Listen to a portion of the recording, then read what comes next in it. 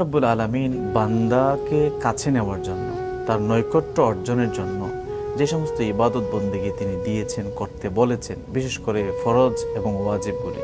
এবং পাশাপাশি রাসূল পাক সাল্লাল্লাহু আলাইহি ওয়াসাল্লামের সুন্নত যেগুলো আমরা আদায় করে থাকি, তো এই সবগুলি হচ্ছে বান্দা আল্লাহর নিকটবর্তী হবে, আল্লাহর নৈকট্য অর্জন করবে, আল্লাহর সন্তোষ ভাজন বান্দায় পরিণত হবে। এর অতিরিক্ত, অর্থাৎ হাদিস শরীফে এসেছে যে কোনো বান্দা যখন ফরজ ইবাদত করে এবং পাশাপাশি যখন আরো নওয়াফেল করে, আরো অতিরিক্ত আমল করে, তখন বান্দা আস্তে আস্তে ধীরে ধীরে সে আল্লাহর কাছাকাছি হয়ে যায়, অধিক বেশি প্রিয় হয়ে যায়। অর্থাৎ ফরজ, ওয়াজিব, সুন্নত আমলের পাশাপাশি আরো অতিরিক্ত যে সমস্ত আমল, নামাজ, রোজা, তারপরে হজ, যাকাত, দান সদকা, কোরআন তেলাওয়াত, দুরূদ শরীফ, জিকির আজকার, মানে আরো অতিরিক্ত যে সমস্ত ইবাদত বন্দেগী